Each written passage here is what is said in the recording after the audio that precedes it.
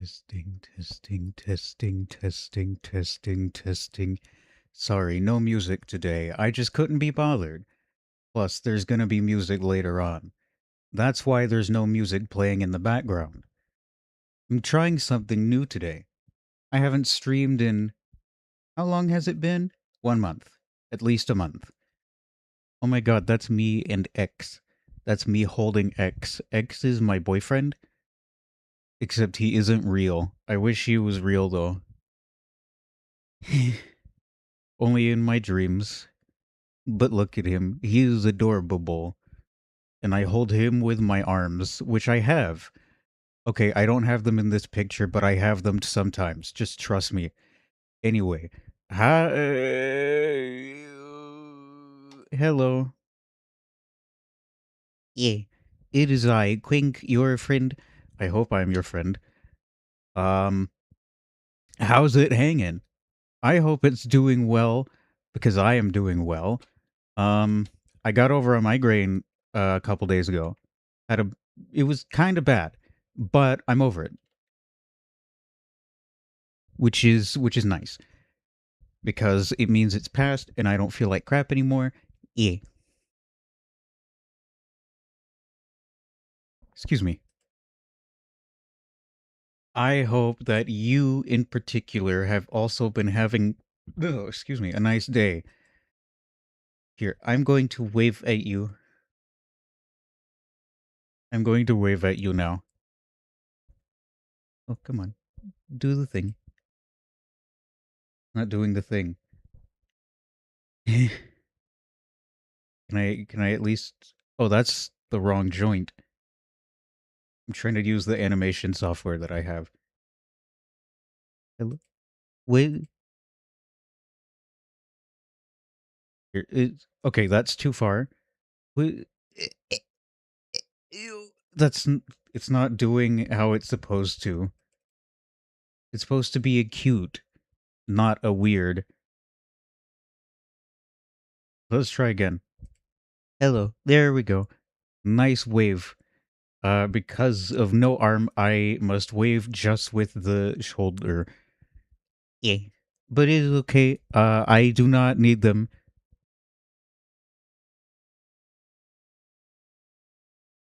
Maybe I could change this background.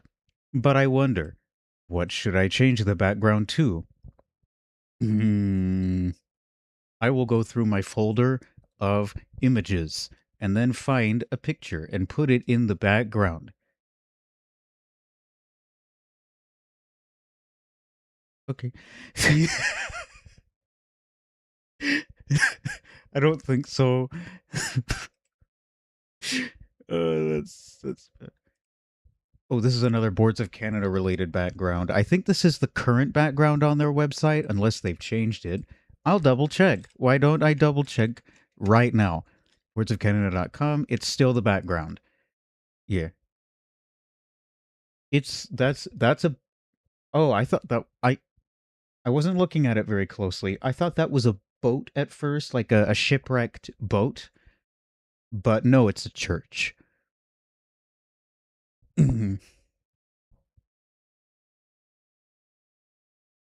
Beep. That's one of many things that I say. And I don't really have any concrete plans today. So I am just gonna do whatever the fuck I want. That's the plan. I've been doing so much stuff recently, both in terms of like stuff that is streamable or that I want to stream and just in general. What's happened to me in the last month? I got a bike. And you can ride it if you like. It's got a basket, a bell that rings, and things to make it look good. I'd give it to you if I could, but I borrowed it. No, that's a Pink Floyd lyric. Anyway, I got a bike. I didn't know how to ride it until I got it. And there's been one snafu in the process of me having that bike, and it's that it's I it's in the shop. Basically, I haven't seen it in a week because I was out riding and just like trying to practice. Because frankly, I am very out of shape. I know my avatar doesn't look like it, but hang on. This is approximately how my weight looks IRL. That's not it. It's a bit more like that. I don't know why my eyes go sideways whenever I do that. But yeah, I'm a little bit of a chonker. I'm like 150 pounds, but I've got a lot of belly fat. Anyway, personal details aside, I'm not very fit.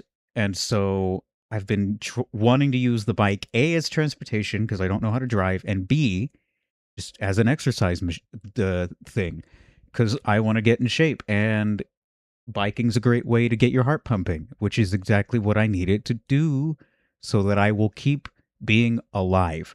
Anyway, I was out riding and I was in a public area and I was trying to go through it was a little patio area. There was no one like there, but it was a little divot with a patio area and then an up, and I was going to go around as a shortcut. I couldn't stop the bike fast enough, and I ran into a metal chair that got lodged in the wheel, bent one of the spokes, and it started making like this like kind of sound whenever the wheel turned, and it has been in the shop for a week. I've been told it's fixed, but I haven't gotten it yet, so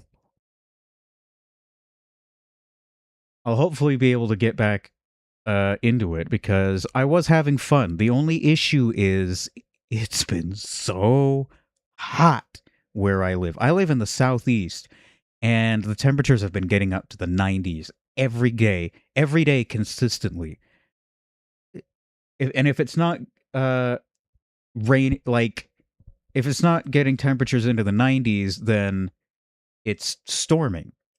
And you can't ride a bike in a storm, and you also can't I can't ride a bike when it's that hot out cuz I genuinely have why aren't my eyes blinking? Hang on. That's weird. Anyway,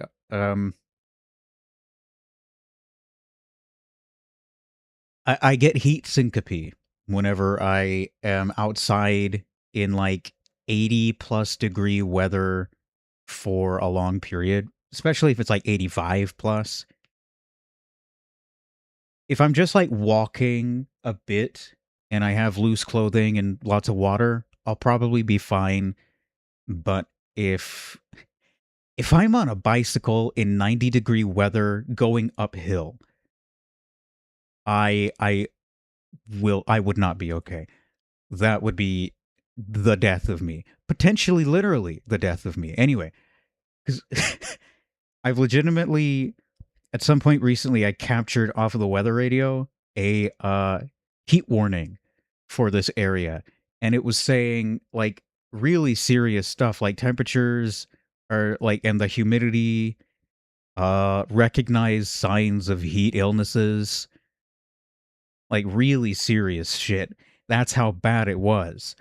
So I've been having to even in the week that I had my bike and I hadn't busted it yet, I was having to keep my riding almost exclusively either in the early morning or the evening, so it was cooler. Early morning is probably better, just because that's when it's nice and like 70s and the sun's just coming up. It's very nice. But I'm not an experienced bicyclist, so I will have to keep practicing once I get my bike back. What else have I done? I made my own clay. You know, like clay that you use to make sculptures with? I was modeled out of something. I think I was made of ink, but then I was remodeled using computers.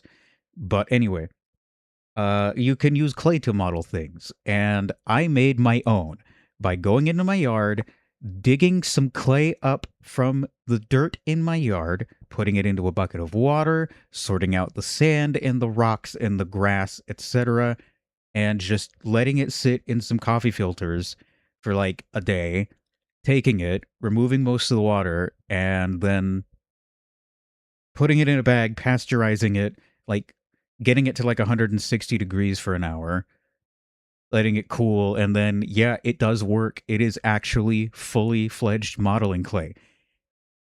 That was a very cool thing that I did. I have made one thing with it so far, and it was a tiny clay pot.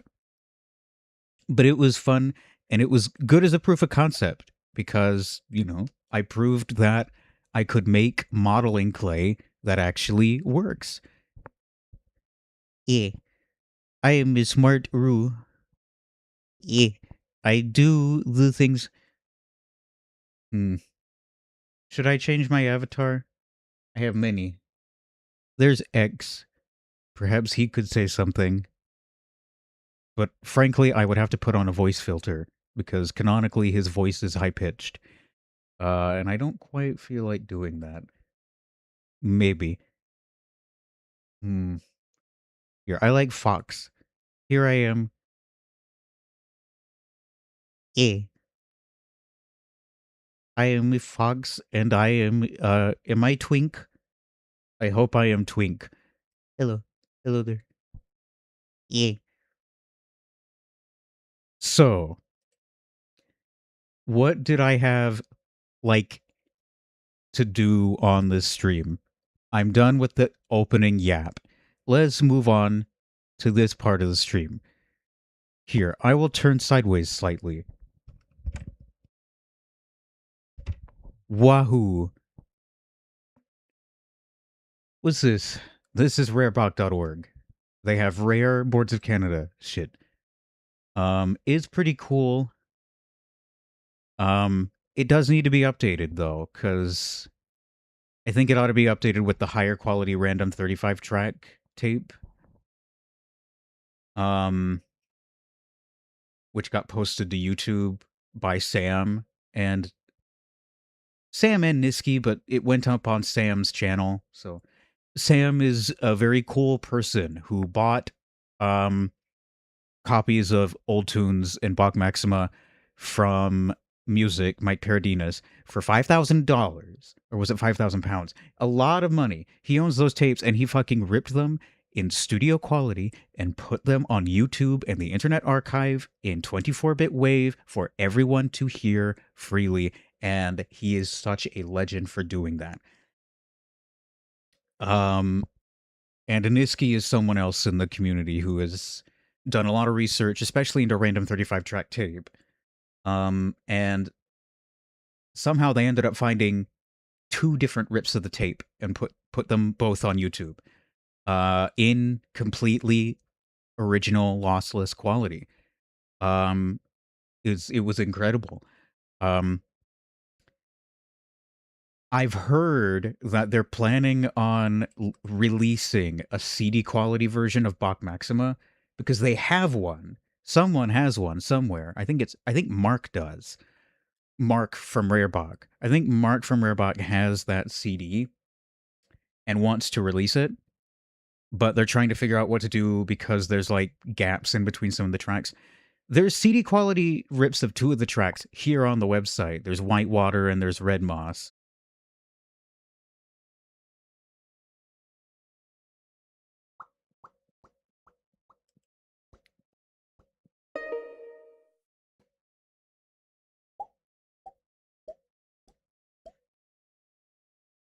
Okay, is it working? Testing, testing, testing. Test equal. Is it working now? I think it's working now. Sorry about that. I have no idea what happened. Um, as I was saying, what was I saying? CD version they want to release. And when I was putting together my sort of like version to listen to myself, I swapped in the CD versions where I could. So M9 and Whitewater and Red Moss here, those are from the CD version, and everything else is from Sam's rip of the tape, which is cool. I've been listening to a lot of music recently. This was a good album, Moon Building 2703 AD by The Orb. I've heard it's their last good album, but then again, I haven't heard Chill Out COW Chill Out World, or basically most of the. I have heard Metallic Spheres in Color, which came out in 2023. That was a good album, in my opinion, at least. Anyway, Moon Building was a good album, but the one artist that I've been listening to like nonstop for the past couple of weeks is Plug. Uh, Plug is an alias of Luke Vibert, which he used to release some of the first ever drill and bass music back in 1995. Legitimately, like these EPs were what inspired Aphex Twin and Square Pusher to start making the kind of music that they did. And it's insane. I love these EPs and also the album that he made, Drum and Bass for Papa. That's a really good album. He has a couple more albums, but they're both archival releases. The first one's called Back on Time, which came out in 2011, and this one just came out this year, at the beginning of June, and it's called Variety Magic. I listened to like the first 2/3 of it. There is some really nice stuff in there, but like regardless of whether or not it's like okay, it is an archival release. It's definitely from the 90s, but at the same time, it if it wasn't, I wouldn't be able to tell the difference. To me, it just kind of sounds timeless. And yes, this has a track on it that I won't say out loud, but that is the name of it. Kraftwerk, I found out 2 or 3 weeks ago that they released a Dolby Atmos mix of Radioactivity. So I usually, this is just a me thing. Whenever I save an album to my Apple Music library, because I use Apple Music, I usually do this. I go to properties and then I delete the remastered tag because you can do that. But for this, I couldn't do that. So I kept it separate. So it has the remastered tag in the name, but that's just to separate it from the non-Atmos remix, which is from a CD from like the 80s or something. I was disappointed by it. There's some moments on it that I was like, this actually works really well, and there were other moments on it where I was like, why did you change this? A Radioland, for example, they deleted the drums. There's like a and there weren't even really drums to begin with, but it's like a constantly in the background. They deleted it from the Atmos mix. Um,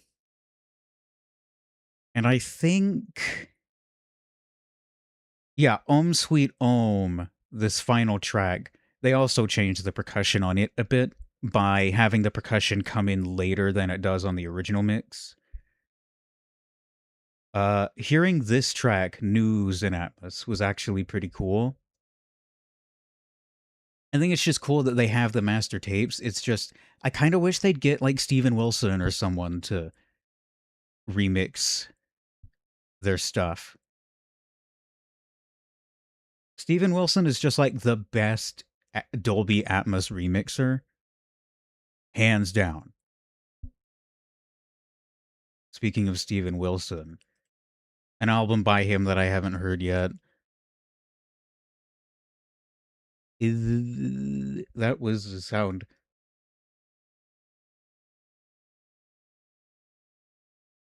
I want to talk about.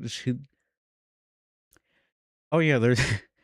I've added some quadraphonic stuff to my library because I recently downloaded a plugin called Quark, which is only for Mac, and that's difficult for me because my main PC is running Windows, as you can tell. But I do have a MacBook Pro, but it's from 2012 and it runs incredibly slowly. Um, but I am able to use it to decode matrix quadraphonic recordings, like Inventions for Electric Guitar here. This worked really well on that one. And a couple Klaus Schulze albums that said they were in quad originally. I don't think they are, but also picture music here. which doesn't say it's in quadraphonic on any release, but it has like phase-ish like things. And so decoding it with the quad decoder actually produces really good results. It sounds really nice in quadraphonic. Um, if you use it through a quadraphonic decoder, at least. Um,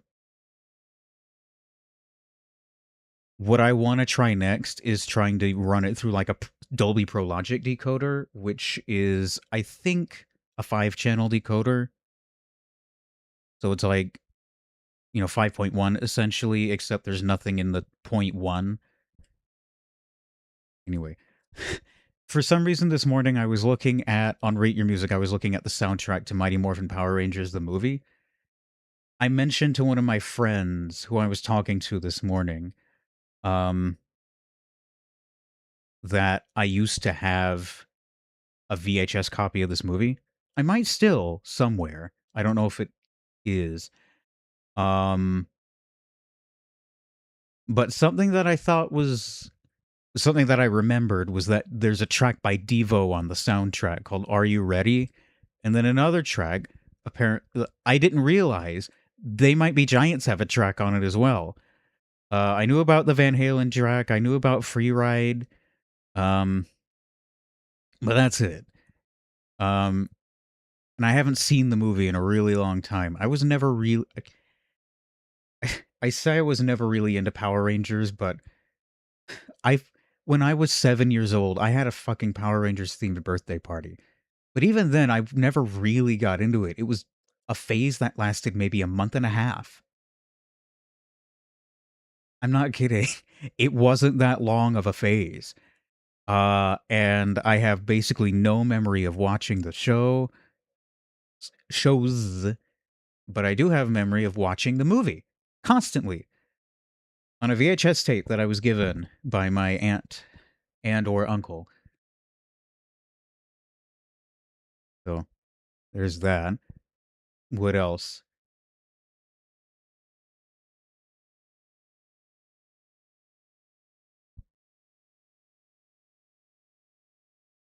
Okay, that was my thing. Let's go to Wikipedia. Oh yeah, I pulled this page up because I knew that this language existed. I knew about its existence, and I've known about it for years. What I didn't realize is just how old it is and how long it took for it to be written down. Here's like Avestan was spoken upwards of 3,000 years ago. That's how old this language is. Upwards of 3,500 years ago, Avestan was being spoken, and it was the language of Zoroastrianism. And it went extinct. But all of that material was passed down orally, and it wasn't written down until like 500, 400 to 500 CE. So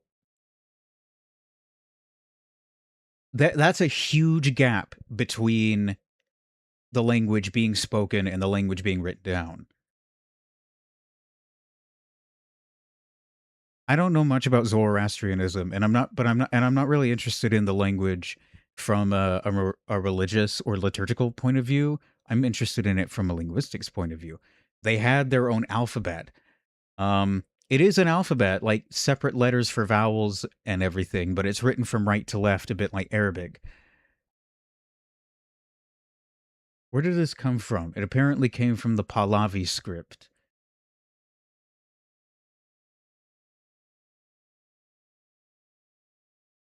That makes sense.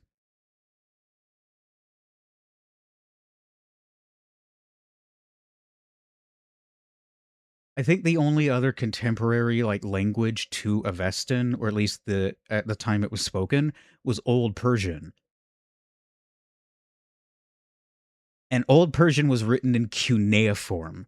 That's how old Persian is. Avestan wasn't even written down then, but it was being spoken. But it's kind of like, I mean, this article points out that it's similar to Vedic Sanskrit, because Vedic Sanskrit was also spoken way, way, way before it was actually ever written down. And that's why we have it preserved, because it was orally transmitted and then written down hundreds of years later. But we have all of this evidence.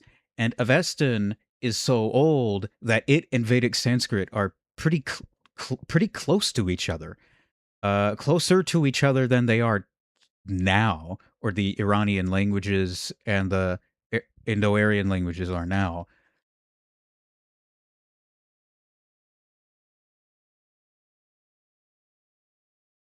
So let us learn about it together. So these are the consonants. We have ñ and w. That's an interesting one. W, but also hua and w, which is written with v because they're weird. Oh, they also had nasals. We had okay. E, o, e, o, a, ah. Okay. Oh, there's a text, sample text. I'm not gonna read that. I don't really feel like it. Oh, but we have tapaiti means it's hot, but it can also mean he is hot or she is hot in temperature, it says. Not in terms of like attractiveness, but that would be funner. I should probably switch back to. Why do I keep labeling shit weird? Okay. But it is cool. And also, I guess I was looking at the article for NOAA Weather Radio. I do have kind of a thing for EAS, EBS, emergency broadcasting. So I will have that transition into something else. So I made a couple things at some point. 2 fake EBS activations that I made. One's supposed to be from the 80s and one's supposed to be from the 70s. And they're both, like, I tried to make them period accurate by using, like, processing on them. I feel like I did better with this 1972 one, though. It's in mono, it sounds like it's from AM radio, it's got hum in the background, and it uses the old 1970s technique for emergency broadcast system activation. So I'll play this, but I won't play this bit here because it's a song which will get my channel nuked if I play the whole thing. And that's the Beatles with Being for the Benefit of Mr. Kite. I'll admit, an unorthodox pick for a thing to play on Saturday morning, but it's my station. I can play whatever I want. I'm your friend and your disc jockey Quants here on WQNK 9:30 a.m., which also happens to be the current time. And you know what that means? It's time for the weather report. This morning, partly cloudy with a high of around 78 this afternoon. Later on, cloudy with a chance of rain in some parts of town, which should clear up by about 6. Tonight, mostly clear with a low of around 55, and it's a full moon, which is a nice bonus. We still have the request line open, so please give us a call if you want to request something for us to play on the air. And while we were playing that, we got a call from a James R., who wanted us to play even more unorthodoxly. He wants to hear some Pink Floyd with The Grand Vizier's Garden Party, Part 2. Well, James, you've got a very eclectic taste in music yourself, but I'll indulge. So here's The Grand Vizier's Garden Party, Part 2 by Pink Floyd.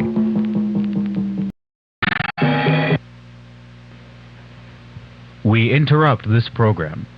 The Office of Civil Defense has issued the following message. This is an attack warning. Repeat, this is an attack warning. Attack warning means that an actual attack against this country has been detected and that protective action should be taken. Important instructions will follow in 30 seconds.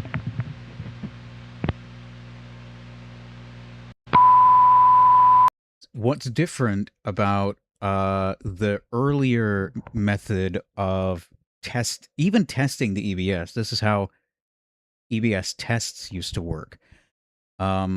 Before we got the sort of dual tone, like Amber Alert sound like this one, before we got that, we had it was nicknamed the stress test, and it was nicknamed that because it was stressful on not the people doing it, but on the radio equipment. You were supposed to power down your equipment, power down the transmitter for 5 seconds, then power it back on for 5 seconds, then power it back off for 5 seconds, then power it back on and broadcast a 1 kilohertz tone for 15 seconds. And then that's it. The issue is it kept damaging radio equipment. That shit's expensive, and a lot of it, even in the 70s, was pretty old, and it couldn't really handle all those rapid turning ons and turning offs. And you had to do that every week. So, of course, it sort of wore down the equipment over time, and eventually they changed it. But I did that old activation because I think I found a PDF copy, like a scan of the actual EBS activation handbook from the late 60s, I believe. And that was the method of activation, and the script was in there. You had to stop everything and you had to read the exact same script. I will say, though, I did sort of base this on there was a real incident in 1971. Okay, it wasn't a real incident. It was a false alarm. But in 1971, the people at like NORAD or whatever it is who send out the EBS tests every week via teletype accidentally sent the emergency message instead of the test message. And some stations, I mean, it was at the time when they usually do the test. So like 9 o'clock in the morning. And some stations, when they got that emergency thing, they didn't do anything, or they ran the test. But 2 stations, at least, ran with it and ran the emergency program. And there's 2 extant recordings of it. So I kind of based mine off of that, except I went the extra mile and had it be an actual attack activation instead, which is known as a red card alert in EBS terminology. Anything else was a white card, which was basically just code for any other national emergency that wasn't a direct attack. But I used the red card script for this, which sounds like this. The Office of Civil Defense has issued the following message. This is an attack warning. Repeat, this is an attack warning. Attack warning means that an actual attack against this country has been detected and that protective action should be taken. This is an emergency action notification. All broadcast stations shall broadcast emergency action notification message number 2, red card. This station has interrupted its regular program at the request of the United States government to participate in the emergency broadcast system serving the Athens area. One moment. I'm going to find Is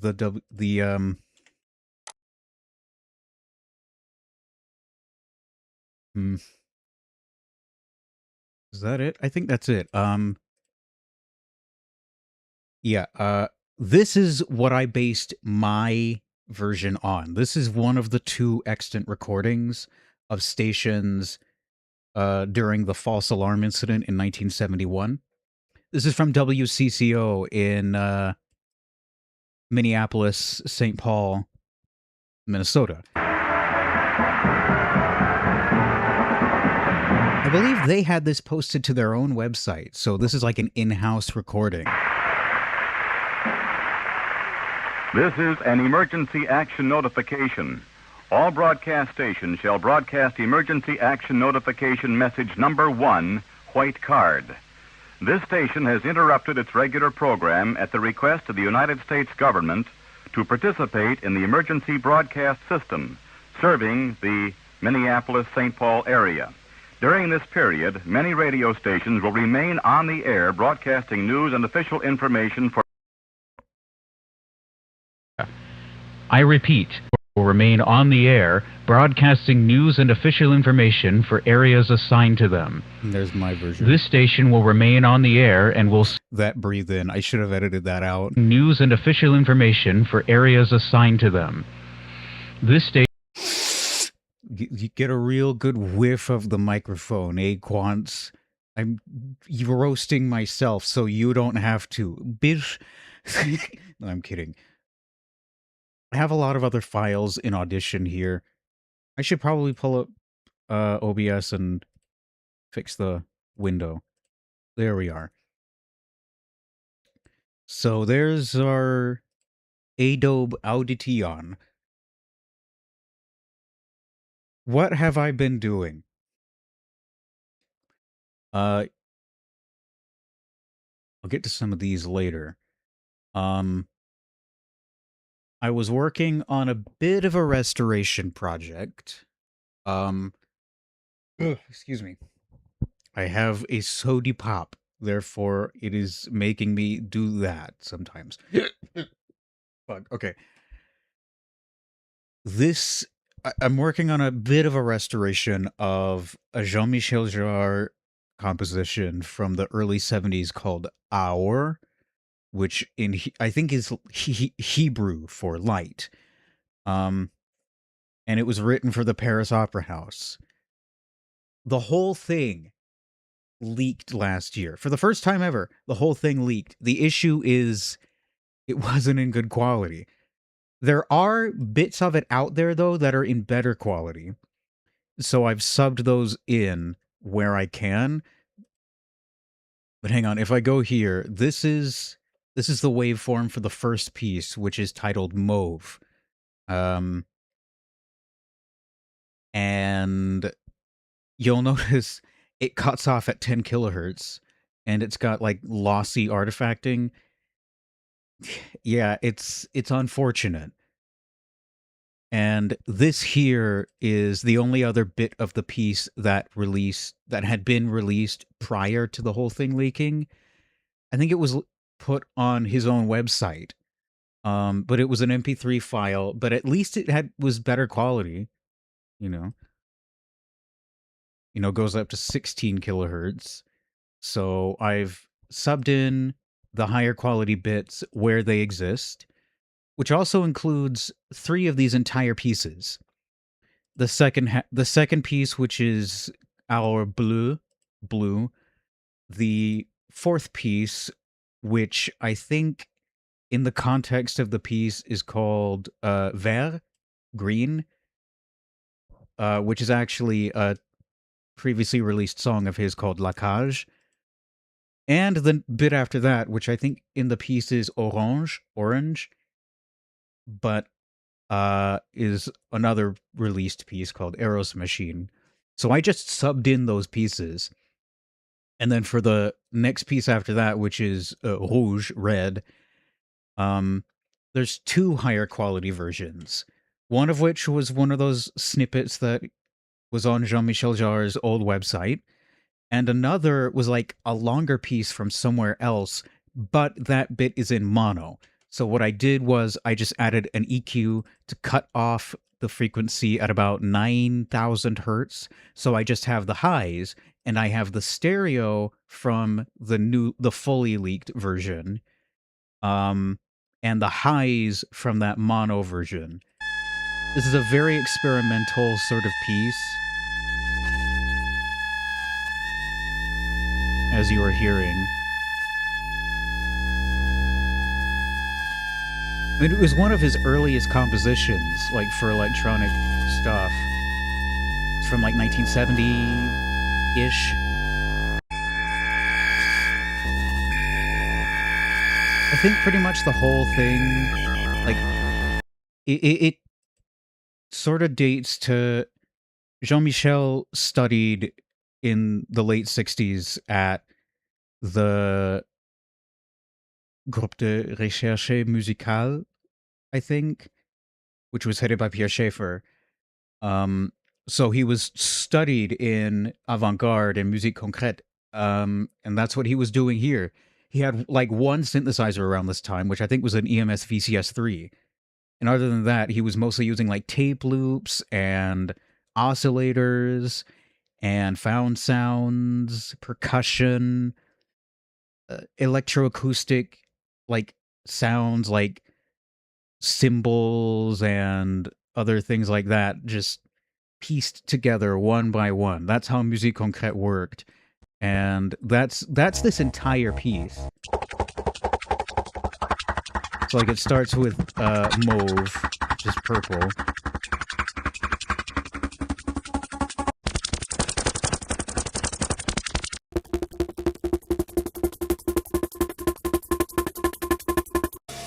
And then we get the second piece, which is blue.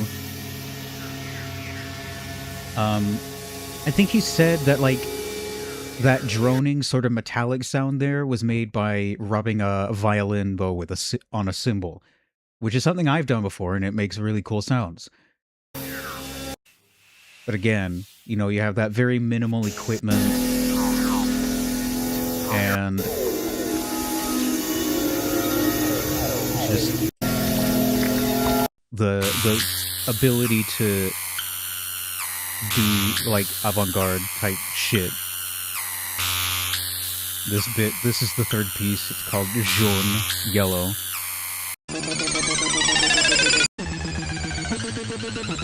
This whole thing's on YouTube. I mean, not like my attempts at subbing in the extra bits. I haven't done anything else to it. I've just subbed in parts that are higher quality where they exist.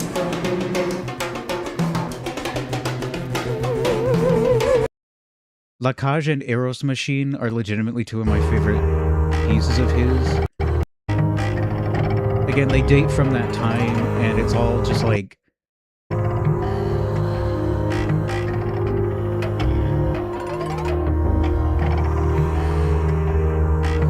all those like tape loops and edits. I love those so much. I wish I had the patience to do something like that myself, but I love musique concrète. I love electroacoustic and tape manipulation. I've always been interested in that type of thing, even as a kid. I'm not kidding. You are. I played a snippet of it in this fucking thing. It's a snippet from Pink Floyd's The Grand Vizier's Garden Party. That's from Amagama, which is, in my opinion, I think it's their worst album. But when I was a kid, I fucking loved it just because I hadn't heard anything like it before. It is definitely their most experimental album. Bar none. It is their most experimental album. I mean, like, Saucer Full of Secrets and more were also pretty experimental, but this is, like, when they lean full in on, like, more avant-garde type shit. And, again, when I was a kid, I hadn't heard anything like the stuff on Omagama, so I loved it. It's the same reason why I loved Revolution 9 by the Beatles, which is a sound collage. That's what it is. And again, like 10, 11 years old, I haven't heard anything like that ever before. And I was just mesmerized. And so that is why I like experimental music. But I also like normal music. That's fun fact. I like normal music as well. Oh, here's an unreleased Kraftwerk track that I tried to remaster.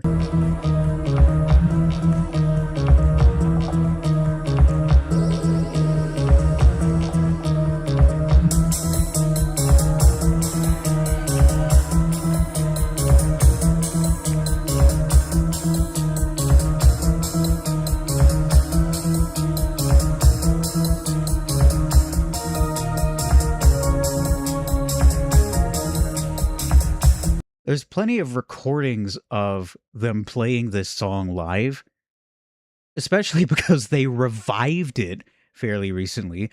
Like 3 or 4 years ago, they started playing it live again after like 20 years of nothing, of not playing it.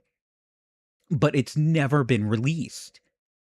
In fact, I'm pretty sure the name Tango is still an unofficial name. They played it for a bit in like between 1997 and 98, and then they quit playing it, and then they revived it again in like 2022 or something, which literally no one was expecting them to do. I think they said they were going to release it at some point as like an EP, but they haven't done it yet. When will they ever do it? And there's other unreleased tracks from that era. There's at least 2 others that they played live and never put out. And why? It's like, this is like,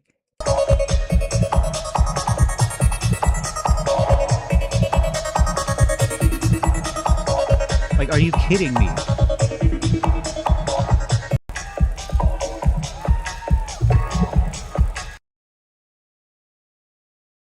I recently got a better de-reverb plugin. I could try and use this on that. Use that on this, I mean. I'd have to switch the windows again, though. There it goes. Where's Audition? There it is. So the plugin that I got is called Unveil, and it's by Zynaptic. So got a pretty small reverb tail. I'll keep it there. Again, I'm just fucking around.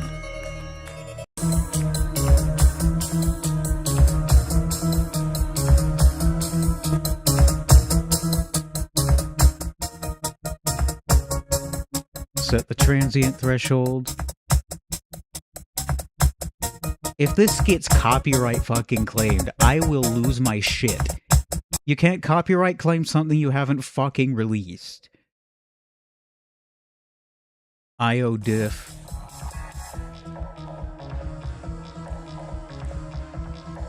See, most of the reverb is in the highs.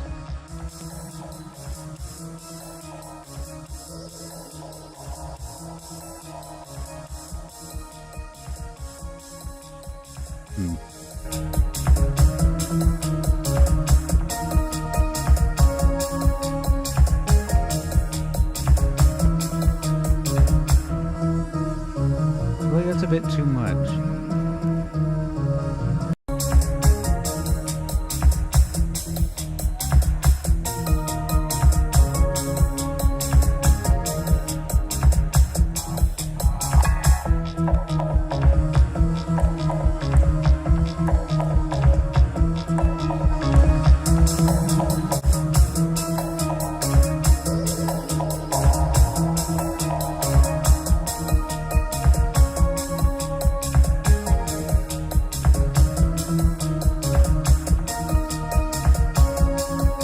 That sounds pretty good. Apply? It'll take a bit. Here, why don't I show you how I remastered stuff to begin with? Again, I'll demonstrate on a track that probably doesn't exist in any copyright, like, library. It might, but I don't think it does. This is Love Trance, and it's by the KLF. It was supposed to come out as a single in like 1988 or 89, but it never did. But supposedly they did press some copy. They definitely pressed sleeves and they definitely pressed labels, but they may or may not have pressed test pressings. And this is supposedly a rip of one of those. I, for one, believe that it's real, but it also might not be. So they say they never released it, but there's at least a couple different versions of this song floating around, one of which was definitely confirmed to be real. I'm going to delete the lower bit here so I don't have to deal with the frequency warble. See, if I undo that and play the file, you can see in here. it kind of warbles a bit, like physically, like off center. So just delete that. And it's a trance acid type track. The KLF literally invented trance music. I'm not kidding. If you go on Rate Your Music and look up trance music on Rate Your Music, go down, years active, discography, first release, What Time Is Love by the KLF. That's a really good song, and it definitely is trance music. This was supposed to be the third in the Pure Trance series, but again, it didn't fucking come out. This is supposedly a rip of a test pressing. And I again, I think it is legitimate. But anyway, what I do when I remaster stuff is I use Ozone, which is Isotope. Isotope Ozone, it is loading. I'm just going to get rid of all of this here. This is Ozone 12, which I'm still getting used to. I'd been using Ozone 11. So if I go here, I can have it basically analyze the whole thing. Here, let's select a target, I guess. Is this Hyperpod? No. House? Oh, I see. I have to hit play. I have to go to, like, this bit here. Wait, no. Why is it doing that? What'd I tell you? I'm still getting used to it. So, relearn, and then I'll just do custom. And, master rebalance, no. I'll turn that off. Maximizer. Jeez. See, I want it to be, like, loud. I want it to be, like, but I want it to be dynamic. Analysis time, around 10 seconds. Where should I start the track?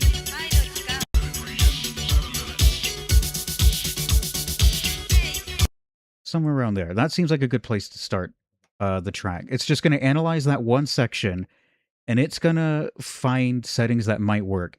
The thing, though, is the settings it comes with right away are trash. You have to edit them yourself. So I'm just going to hit play. Now it is analyzing.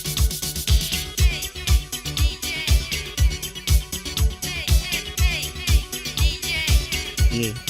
Why didn't they release this?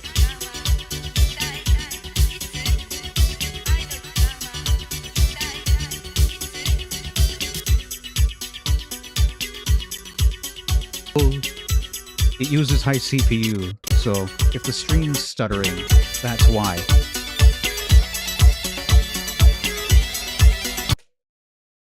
Yeah, I believe the stream stuttered while it was doing that, and it's because it uses very high CPU. So it's done that, and now I have to go in and correct what it thinks was a really good decision, but was probably not. I'm going to turn this down a bit, because I want it to be dynamic still. That's important to me. I'll turn that just down a little bit, just so I can talk over it.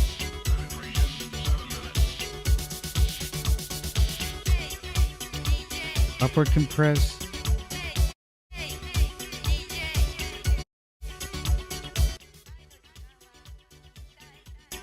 Maybe a bit of upward compression. That sounds good. I was just saying I didn't want it to be, I wanted it to still be dynamic. A bit of upward compression is okay for this type of music. Then we have impact, which sort of lets you tighten or expand the dynamics. So I'll have it analyze that.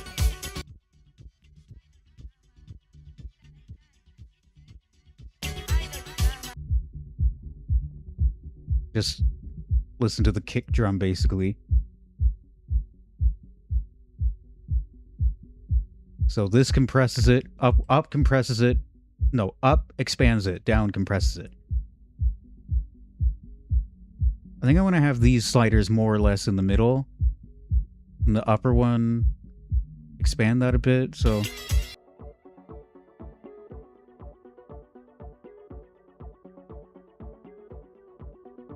You'll notice that the synth line is the same as the melody from Das Model by Kraftwerk.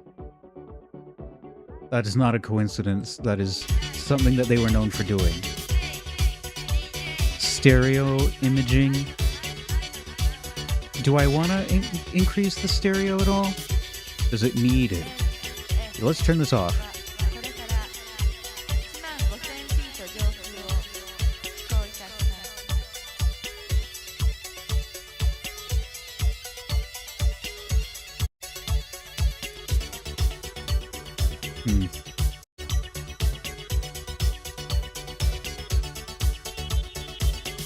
That's at 0. Now it's at 100.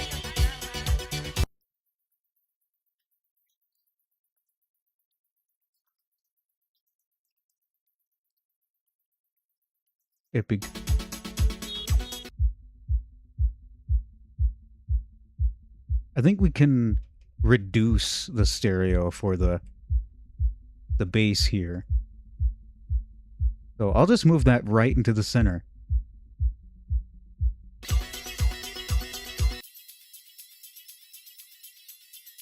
I'll expand that a little bit too. And there's clarity, which is basically just a glorified sort of automatic EQ. If I turn it all the way up, I'm not going to turn it all the way up, but I'm just demonstrating what happens. We change the focus. Turning it all the way up is useful for like finding out which bits I do want to enhance.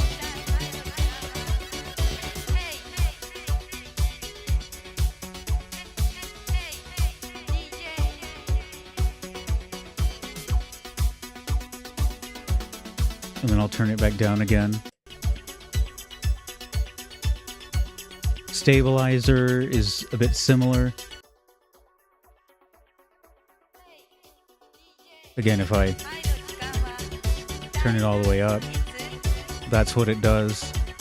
What is the genre of this? Do they have trance? No, but they have techno. They have techno and they have house. I guess I'll select house because it is a bit like acidic.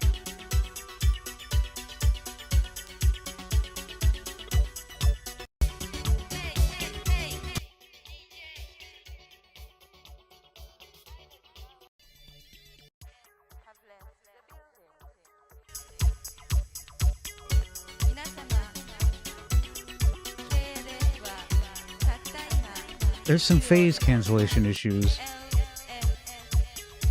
Maybe it's because of the stereo expanding.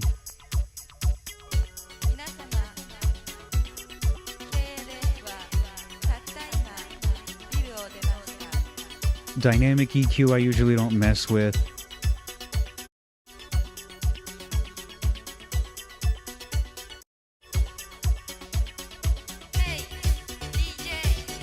Yeah, I'll keep the upward compression.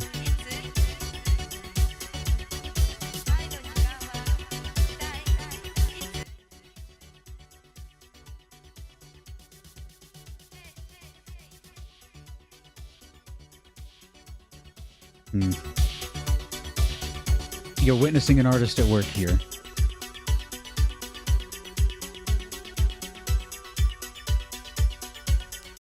You also have transient emphasis. Really boost the transients. I usually don't bother with that. But you know, well, there's a first time for everything.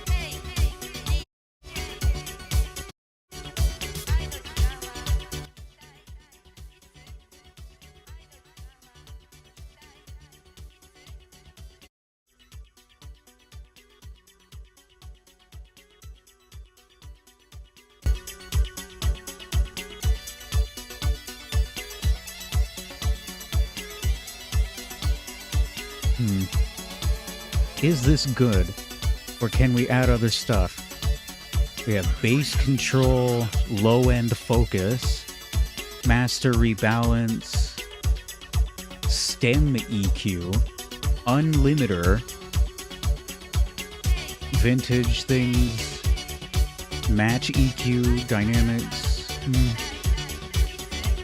No, I think this is good for now. Let's hit bypass. What did we start out with? That's what we started out with. And this is what we got. So we got less intense highs out of that, which...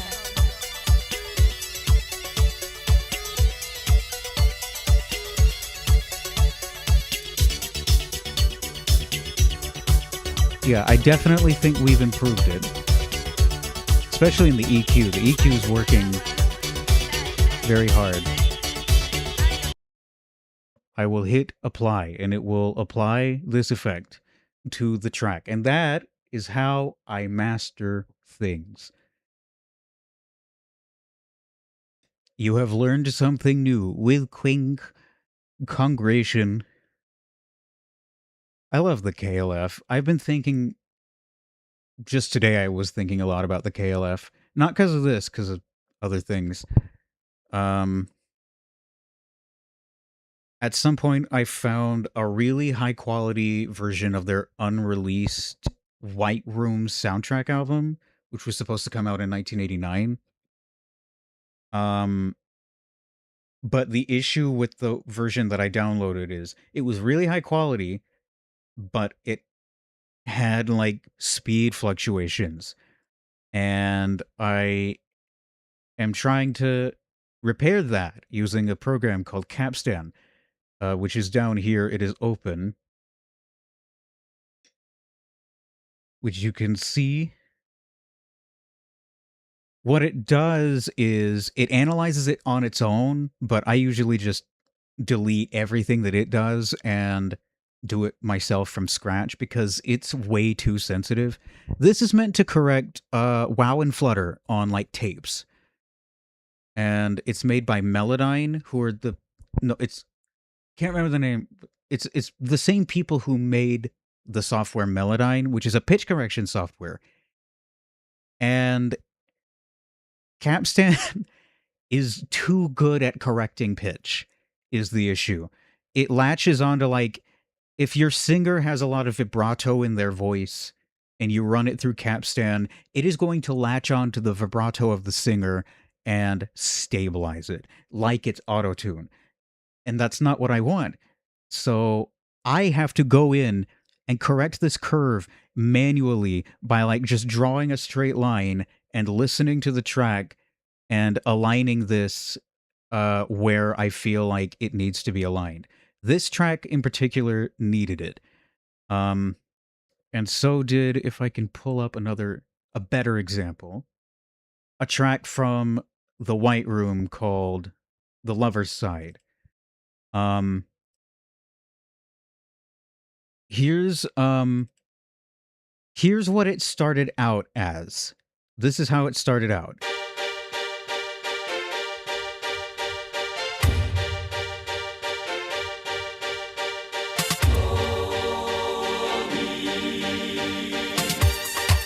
I don't know if you can hear it. There's, like, subtle pitch problems here. You're definitely gonna hear this here.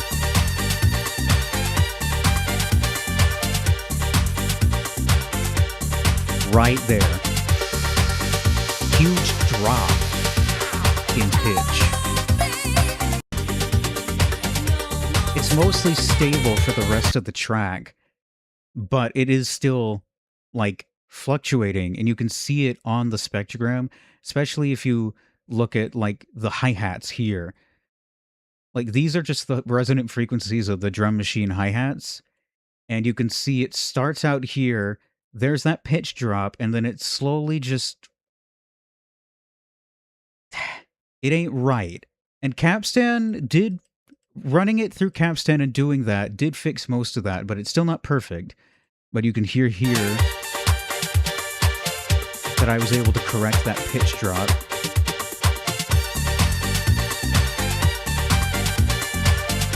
this is where that pitch drop was.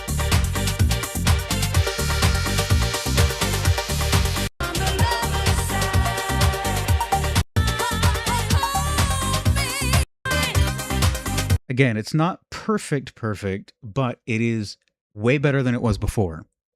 And this is by far the best sounding version of the song that's ever leaked. There's plenty of leaked versions of this album. This one, I believe, came straight from a cassette copy, uh, from the source, basically. But it still just sounds like there's so much to be desired. Um, Even on the opening track here, um, if I can bring in the original to compare. Actually, I have it open in Capstan. I can show you. This is the opening track, which is called Kylie Said to Jason. It has, like, it is fully out there in, like, CD quality. But I ran it through this software as well just because I can. So if I switch here, this is what it originally sounded like.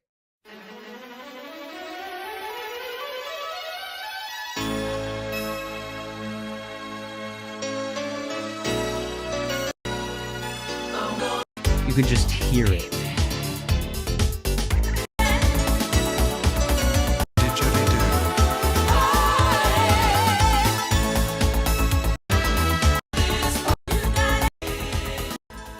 You can hear that it basically slowly increases in pitch.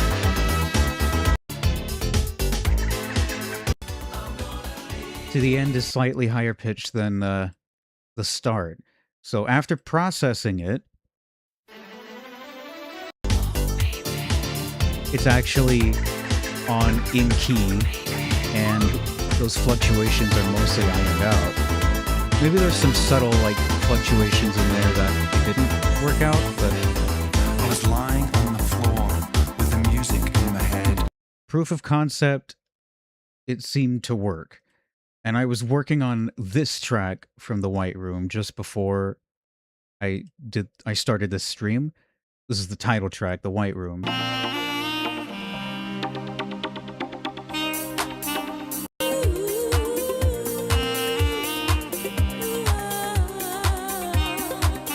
Again, like, this has the problem of, like, the singer has like a lot of vibrato in her voice, and when I originally applied it, it locked onto her vibrato and it just didn't sound right. It fixed the pitch of her voice, and which didn't need fixing, and it made the music sound terrible as a result. If you want to know the things I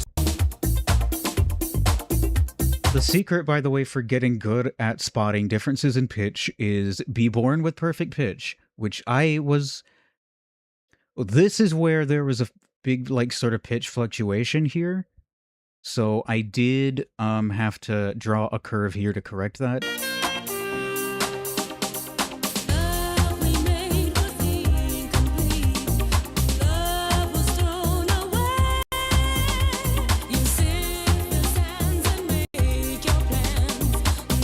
It's not that big of a difference, but it was noticeable for me.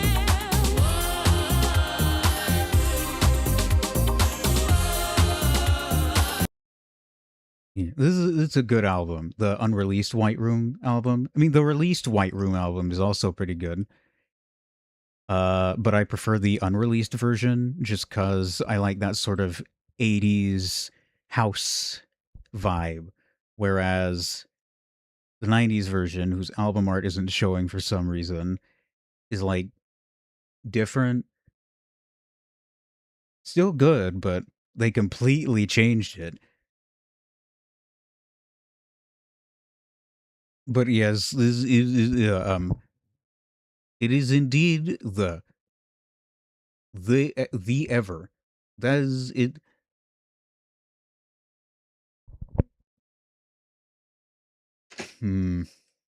I was looking at Avestin earlier. Why don't we go down the linguistics train again, shall we? Because it's my stream. I can do whatever I want. Bish. Here, no, that's the wrong window. There it is. The fox, which is on fire, aka not me, because I am not on fire. Look at me. Do you see me burning? No.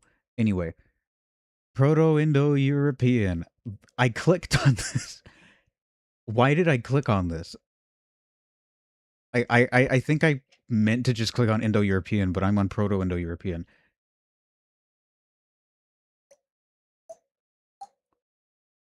I've been trying to practice doing click consonants more because they are interesting to me.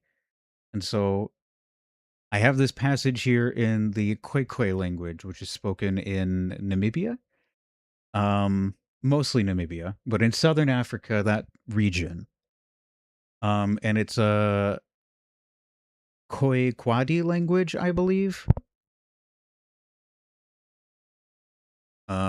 What is its exact classification? Khoikhoi, yeah. They're sometimes grouped under the Khoisan language family, but Khoisan isn't actually a language family. It's almost certainly just a grouping of similar sounding languages in the same region that are only grouped together for convenience sake. See, look at this. Obsolete. It doesn't say like controversial or dubious or whatever. Obsolete. This is not a valid classification, according to Wikipedia. But there's a paragraph here in Khoikhoi, which I'm going to attempt to read. We have diacritics. This is a rising tone, ah, ah, ah, ah, and then we have two nasals, wait, no, and then we have this diaresis separates a vowel from a diphthong. That's what it does, and it's called a diaresis. It's not called an umlaut. The two dots, that's not called an umlaut. It's called a diaresis, and it does many things. Anyway, we have ang ui ao ge te diguna komi nga ge kui hai. Gui te ge kare kui di kare e hei. Di somi nga ge ngoi. Tib ge kom ti singura se ge kantana tanabara kororose. O ge kaim kunse Gere beiraba kuiao ta kamsa goabi. Tige Atibge irase ge komisen. Tibge kaingu ebi ni segunti nida karoroti gosege kai koasen. Tibge kuiao pei e kai kun. Tikose ge kabi. And then it keeps going. I hope I did that right.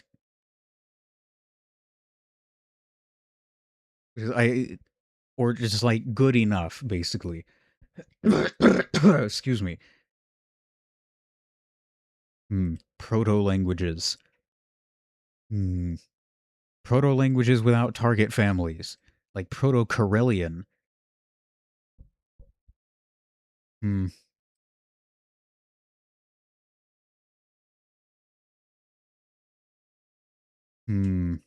There's so many. We have early Romany, Proto-Romance, Common Romanian.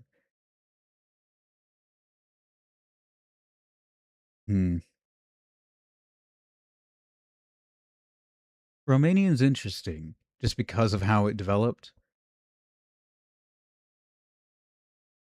Like, it developed basically separately from most of the other Romance languages.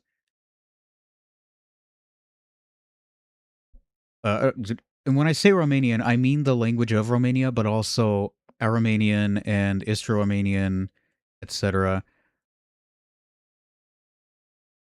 The Romanian spoken in Romania and Moldova is also called Daco-Romanian.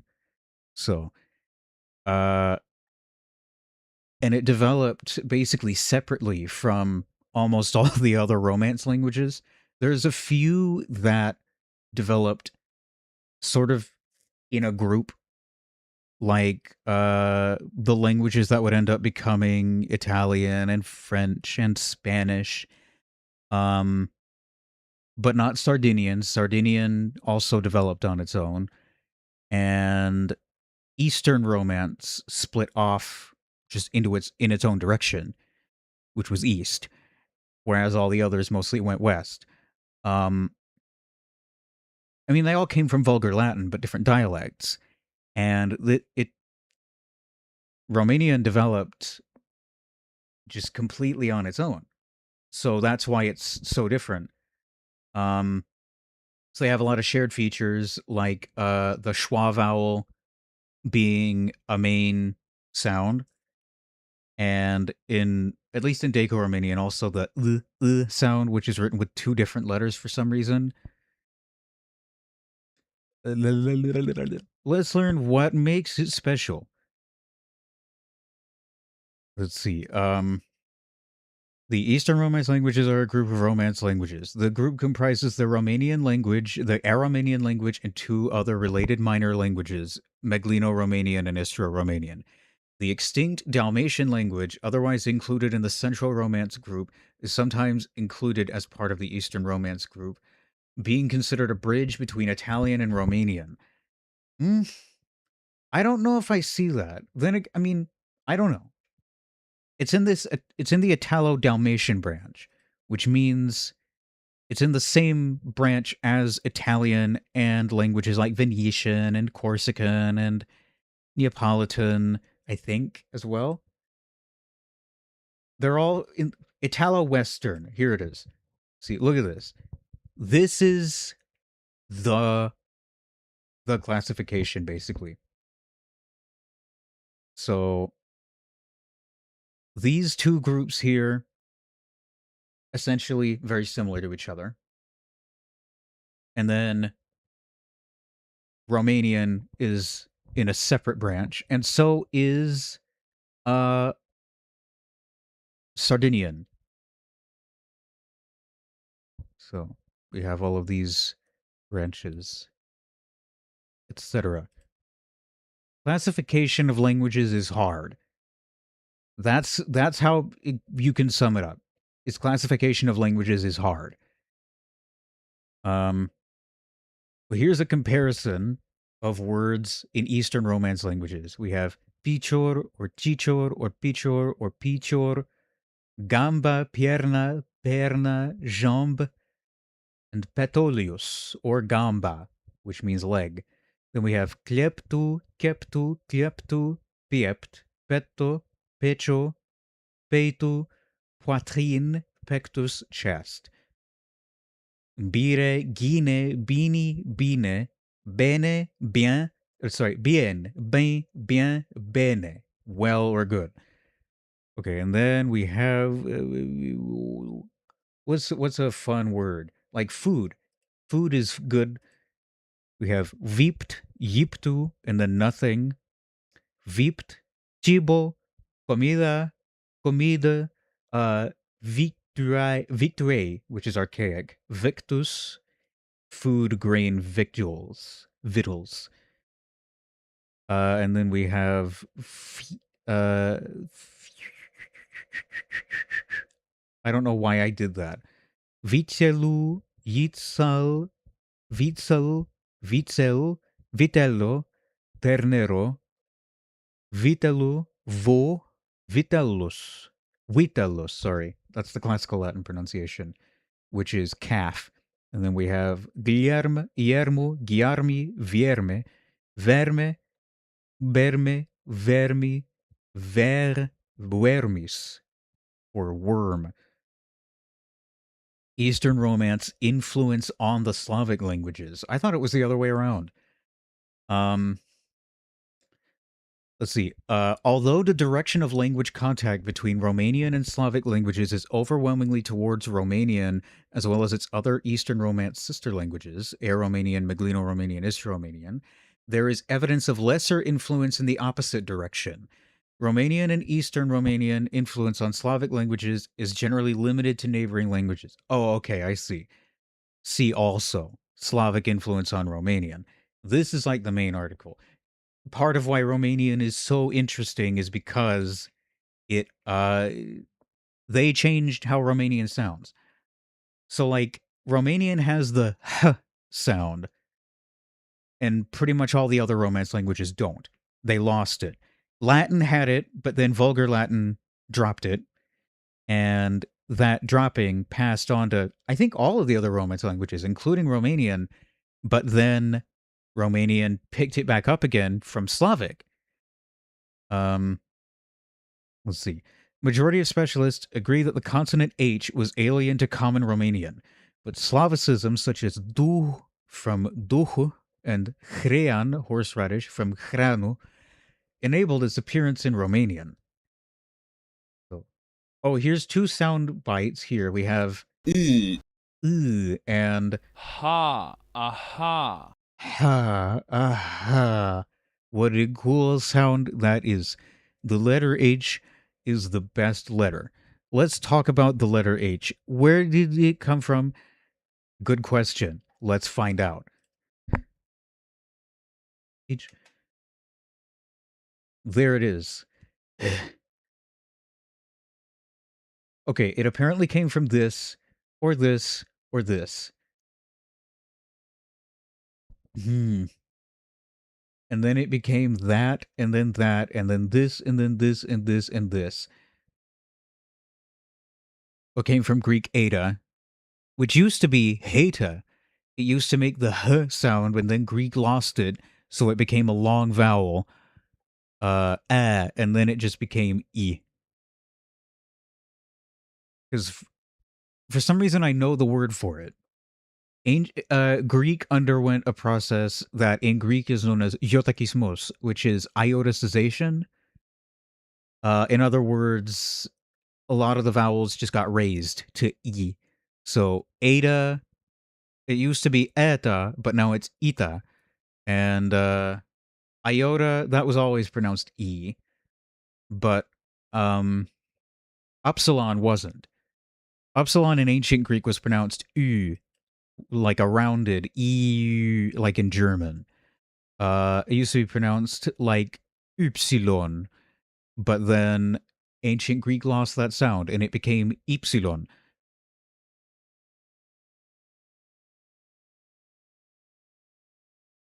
There's like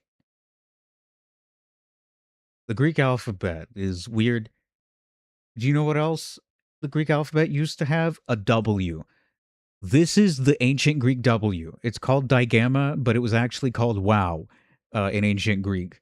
And it looks like the letter F because this is the direct ancestor of the letter F in English and Latin. See, we have ancient Greek ceramic fragment depicting a horse with a rider.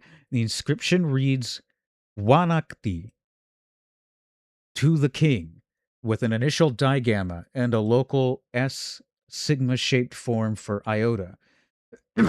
Sorry. E Wanakti. When did ancient Greek lose that sound? Apparently, Aeolian was the dialect that kept it longest. It's also called the lesbian dialect. Oh, epic. I know a lesbian. A few lesbians, actually. Perhaps they speak this language to each other when men aren't listening. No, I'm kidding. Yeah, an example that it gives is the word oinos for wine. Oinos was the word for wine, except it wasn't. It was voinos. And in Latin, it was vinum. See? Vinum. That's so it had a W. Greek just lost it. And also anax, which meant king or chief or whatever, but it was originally wanax. I'm just going to read this section. The W sound was lost at various times in different dialects, mostly before the classical period. In Ionic, W had probably disappeared before Homer's epics were written down, 7th century BC, but its former presence can be detected in many cases because its omission left the meter defective. For example, the word anax, found in the Iliad, would have originally been wanax and is attested in this form in Mycenaean Greek. and the word oinos is sometimes used in the meter where a word starting with a consonant would be expected. Further evidence coupled with cognate analysis shows that oinos was earlier voinos. Compare Cretan Doric Ivena and Latin vinum, which is the origin of the English wine. There have been editions of Homeric epics where the vowel was re-added, particularly in the late 19th and early 20th centuries, but these have largely fallen out of favor. Aeolian was the dialect that kept the W sound longest. In discussions by ancient Greek grammarians of the Hellenistic era, the letter is therefore often described as a characteristic Aeolian feature. I know the word Aeolian because of the Aeolian mode. I don't know what Aeolian mode sounds like.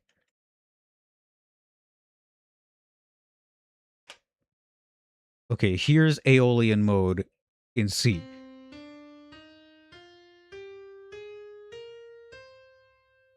So it's basically the minor tone scale. Yeah, natural minor scale.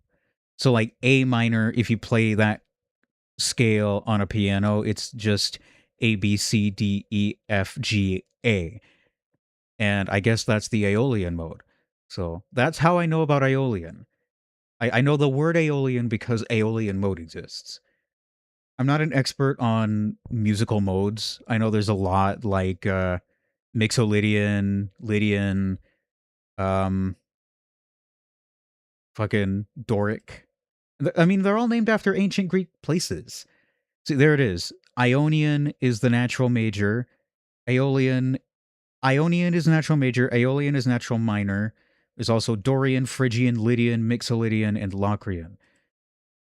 What is Dorian? Yeah. I know that, like, they basically just, like, differ on where all the flats are. So, like, Locrian mode, just looking at the key signature, I'm gonna hazard a guess that it means all of the notes are flat except for F.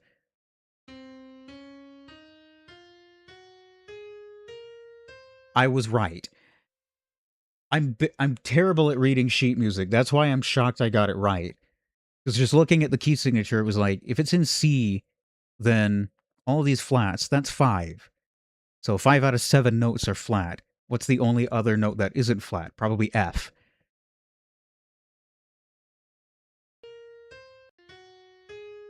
See, even the 5th is flat. Even the perfect 5th. Ionian mode is the major scale. So that was a G. Again, it's easy to know these things if you have perfect pitch, which I do. Those are various shapes of digamma, apparently. The numeral. So we have weird chair, do not sit in this chair. Even weirder chair, weird H, and then it's one of those like pass like gates when you're on a highway going into a national park, but there's a huge speed bump. 5 and 6. That is weird 6. That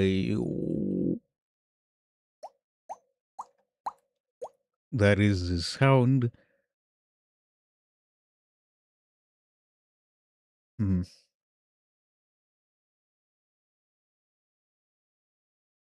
Greek language. Greek is old. I bet you didn't know that. It's literally like this is the oldest Greek. It's like 3500, 3600, potentially older. And it's in they had their own writing system called Linear B, which descended from another script called Linear A, and Linear A is undeciphered. So, okay, there's some signs that people are like, this sign probably means this because it looks just like this Linear B sign, which we know the value of, etc. But other than that, it's like no one knows. Linear B. Here's someone translated the first 5 lines of the Iliad into Mycenaean Greek. Let's read it together.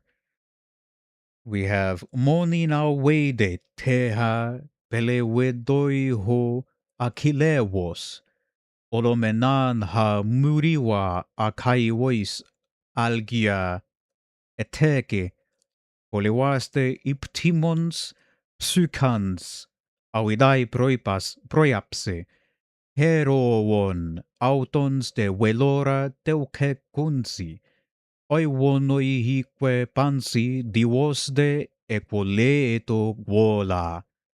See, it has that W. Mycenaean Greek had the W. Homeric Greek did not. Here's it in. I'm going to attempt to read it in Homeric Greek. I'm terrible at Homeric Greek.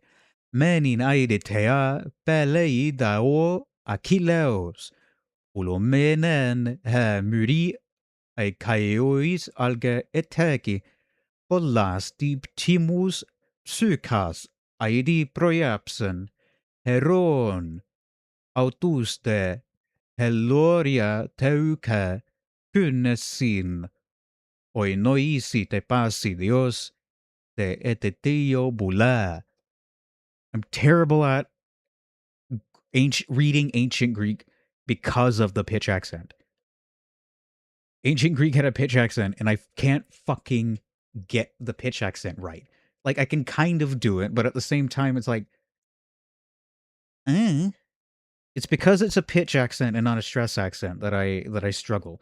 Modern Greek has a stress accent, like English, but ancient Greek's accent was pitch based instead of stress based.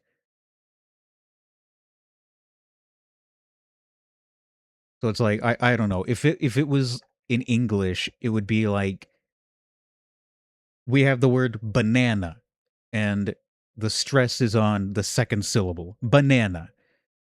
But maybe what if it was a pitch accent language? Then the stress would be on the pitch of the second syllable and not necessarily how powerful it is. So it would be banana or something like that. But that would also mean that there could potentially be a word like banana, where the pitch is on the first syllable, or banana on the last syllable, and those could be considered distinct words. It's not tonal, but it's based on the pitch of the syllable. So, like, a tonal language like Chinese or Vietnamese or Thai is different than a pitch accent language like ancient Greek. What other languages have pitch accents that I know about? Proto-Indo-European probably had a pitch accent. Vedic Sanskrit had a pitch accent. What about modern languages? I think Japanese technically has a pitch accent.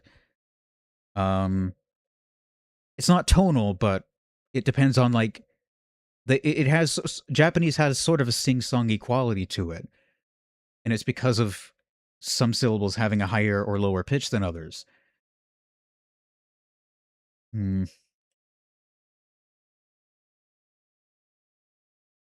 Greek is a language. I bet you didn't know that. Sometimes I think of Greek, and other times I don't. Sometimes I think about the fact that Greek has so many digraphs that just make the same sound. Look at this. I know for a fact that OI, at least in modern Greek, is pronounced E. And I talked about this earlier, how eta and iota and upsilon are all pronounced E in modern Greek. So is OI. E.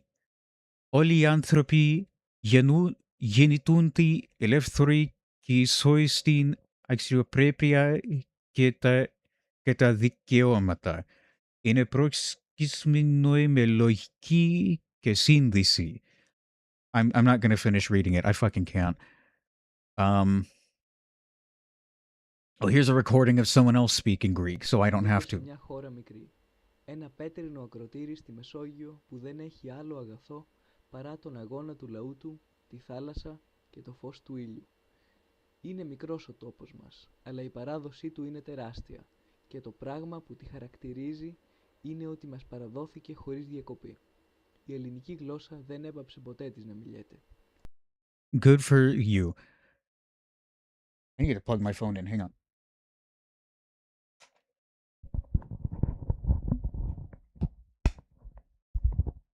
There we go. Now it is plugged in. So now my phone won't die.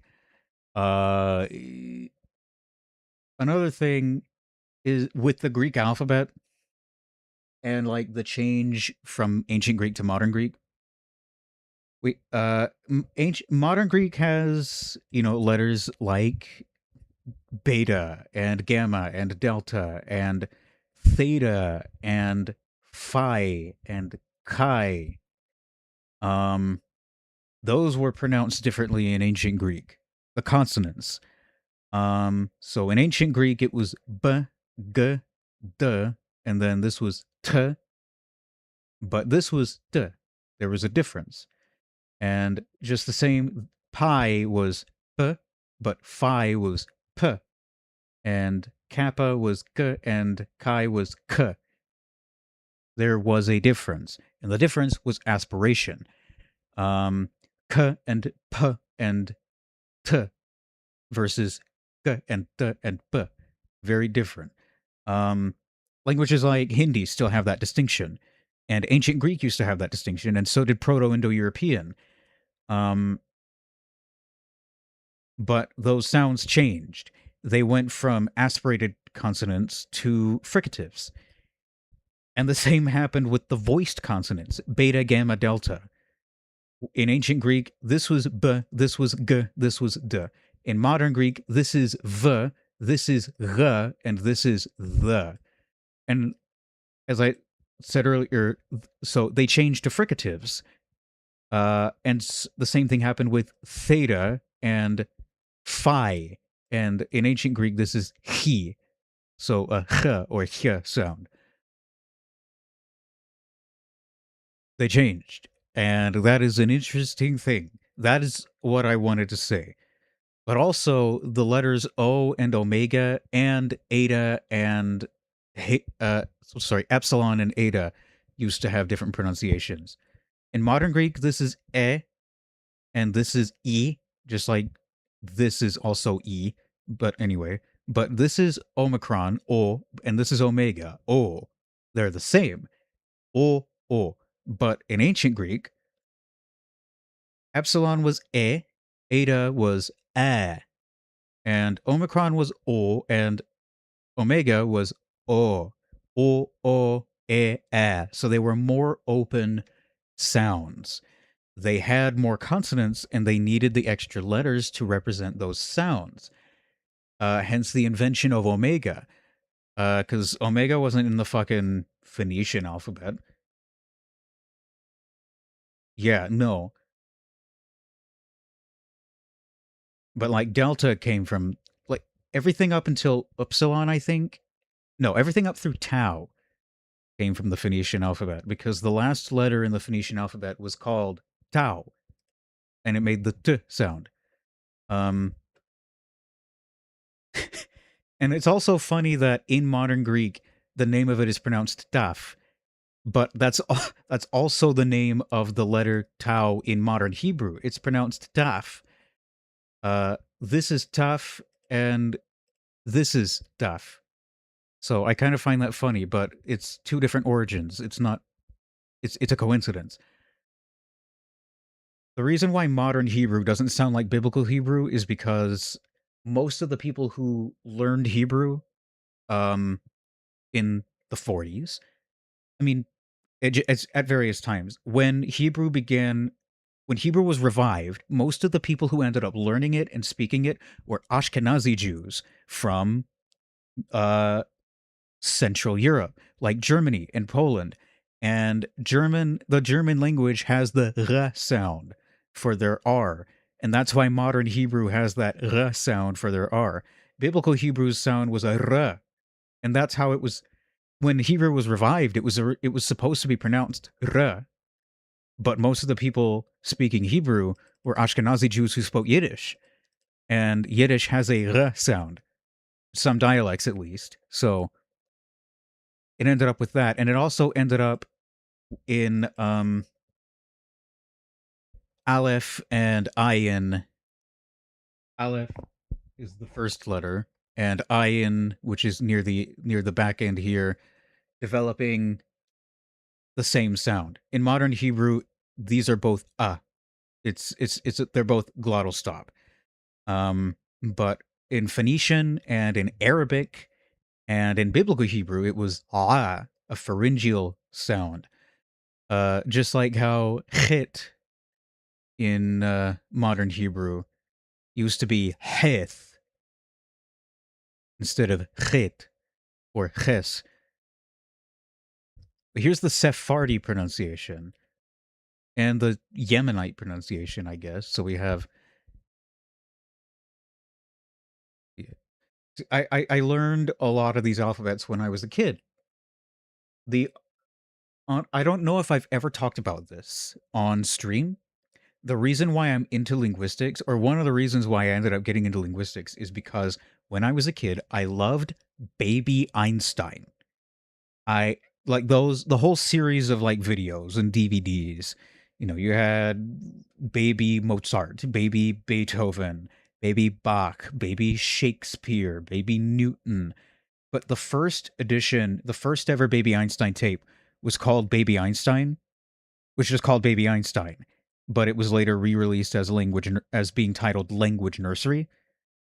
And that's the version I had on DVD, and it was just the same sort of content that you associate with Baby Einstein, where it's just like images or videos of toys and patterns and occasional interludes of music or a puppet, that type of thing. That's the video, but it's got poetry and alphabets and numbers, etc., in like 6 or 7 different languages, Hebrew being one of them. And on the DVD, as bonus features, there were basically flashcards which showed you alphabets in different languages. I mean, most of them use the Roman alphabet. So, like German, it would just be A, B, C, D, E, F, G, H, I, J, K, etc., etc. And for French, it was A, B, C, D, E, F, G, H, I, J, K. But then it also included Japanese, hiragana, uh, Hebrew, and Russian. I learned and memorized the Russian alphabet when I was like 8. There is video footage of me doing it. I'm not going to show the video, but trust me, it exists, and I have seen it. I used to sometimes impress my classmates by, when I was in like elementary or middle school, I remember being in middle school and we were learning about different language families in Europe. I mean, the only 3 that we focused on were Slavic, Germanic, and Romance. But we got to Russian, and I was like, I know the Russian alphabet. And my teacher was like, oh, that's cool. I was like, I can write it on the board or whatever. And she was like, oh, okay. So I wrote it on the board, and everyone was like gawking at it. I remember doing that. That was in the 6th grade. So I was like 11, 12, maybe. It was a long time ago. But the reason why I had that memorized to begin with was because of Baby Einstein. And they also had the Hebrew alphabet in there.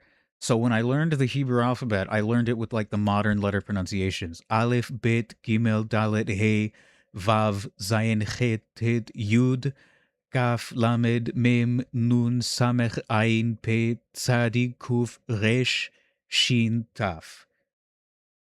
But then like they have other names, like in biblical Hebrew, etc. So Aleph in Hebrew, but it was like in Phoenician it was Aleph. Phoenician is closely related to Hebrew, or was, because it's extinct, but it was closely related to Hebrew. They're both in the Canaanite group, which included Hebrew, it included Phoenician, it included Punic, and also Moabite and Edomite and Ammonite. Ammonite is a language, I guess, but An ammonite is also an ancient creature. Here, there it is. That's an ammonite shell. It's a type. It was a type of cephalopod, like an octopus or a squid. Um, these are extinct, but I know there's like similar types of creatures that are still alive, where it's like a squid that lives in a shell. Anyway, it just has the same name. I just want to look up biblical Hebrew. The one thing that I'm trying to get better at reading Yiddish specifically. Yiddish specifically because it has distinct vowel letters. Hebrew doesn't. Hebrew doesn't. It kind of does, but at the same time it doesn't. Yiddish has proper vowel letters, and so it's easier for me to read. Um, Plus, it's a Germanic language, so I can get the hang of it, like the translation better once I like get the word, and then I'm like, oh, okay, that kind of sounds like this German word or whatever. Um, so biblical Hebrew was spoken many ago. Famous people who spoke biblical Hebrew, probably Moses. Moses probably spoke biblical Hebrew. Maybe he didn't. And he was born, but he was raised in Egypt, so maybe he spoke the Egyptian language. He very well could have. Maybe he was bilingual. It was like he was Jewish, but he was raised, I think he was raised by the Egyptian pharaoh, or someone else of royalty, like in the Egyptian like royalty, and the pharaoh died, and then the new pharaoh was like, I don't know who this fucking Moses guy is. Get him with the other Israeli slaves. And then all this shit happened with the burning bush and the let my people go and the plagues and the parting of the Red Sea and Passover, etc. Well, here's a text in Hebrew.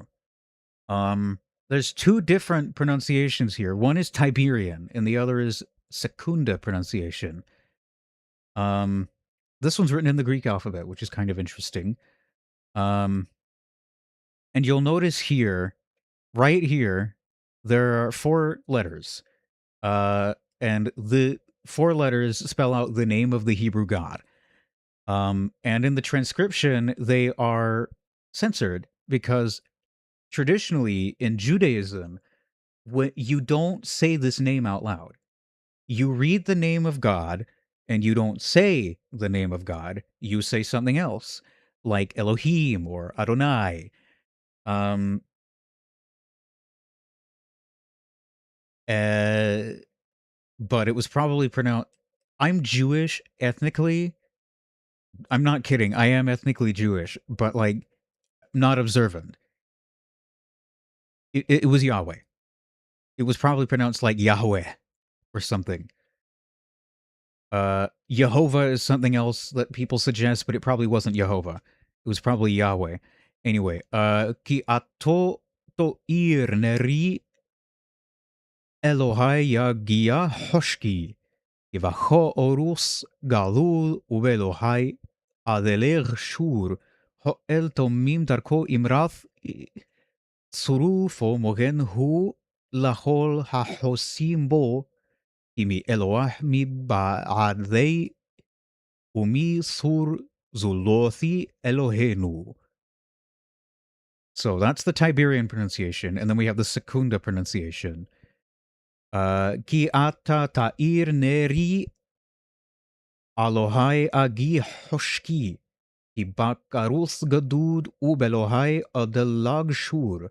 האל תמים דרכו אמרת צרופה מגן הוא לכל החוסים בו, כי מאלוה מבלעדי ומסור זולתי אלוהינו.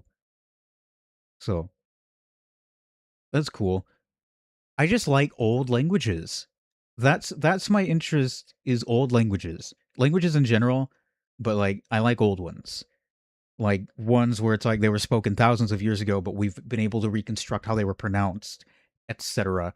I love that. As a certified autistic guy, I love that. Excuse me. I need a drink. I have root beer, and I haven't been drinking it. I probably should. Go.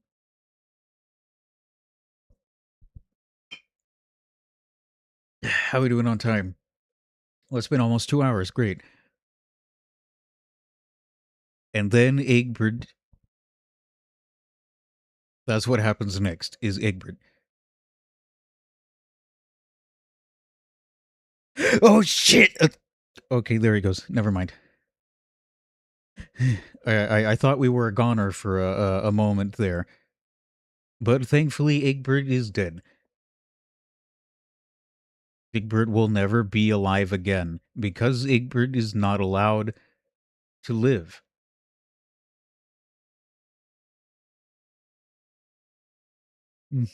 Not many people have joined the stream. Not many people have been watching. But at the same time, I haven't really been paying attention to that. Sometimes I do, and it makes me feel sad. And then other times, it's like, I'm too busy focusing on what I want to talk about. I suppose that should be the attitude, is I'm too busy thinking about what I want to be happy about to care about how many people are actually paying attention. Because certainly someone will be watching at some point, maybe in the future. What else do I have up? Prium, the number station website, but there aren't going to be any number stations for another 3 hours, and I will not be streaming in 3 hours. I guarantee that. Partially because my voice is already starting to give out. Not really, but like if I talk for 3 more hours, it absolutely will. But also, food at some point. I want food. Food is good. You ever think about how good food is? Well, here's the Tower of Babel in ancient Greek. Kai hen pasa hege, kilos hen, kai pone mia pasi, kai eneto antoi kinesai autu sapo anatulon heuron pedion en gay senar kai katokesin san eke kai epen anthropos toi glacion anto deute plinteus homen plintus kai optes homen autas puri kai eginito autois ha plintos is liton kai asphaltos hen autois ho pelos. You can see like cognates of words that exist in English because they entered through ancient Greek, like asphaltos. What do you think that would probably mean? Probably asphalt. Um, but like if you know the context of the Tower of Babel, it's like they had slime for mortar or whatever it was. Uh, like brick for stone and slime for mortar or whatever it was in the English version. There's many English versions. Just look at how many English versions there are. There's Wycliffe's Bible, and then a bunch of other ones. Oh, excuse me. My favorite Bible is Egg Bible, where it is written in egg language, which sounds like this. Ah! That's it. I actually just read an excerpt for you just then. That was John 3:16. We have Papuan languages, Sino-Tibetan languages, classical Chinese. Someone translated the Bible in, I mean, okay, it makes sense that the Bible would have been translated into classical Chinese, but still, I kind of find it a bit funny just knowing that it was pretty much all just white people being white people, and it didn't work.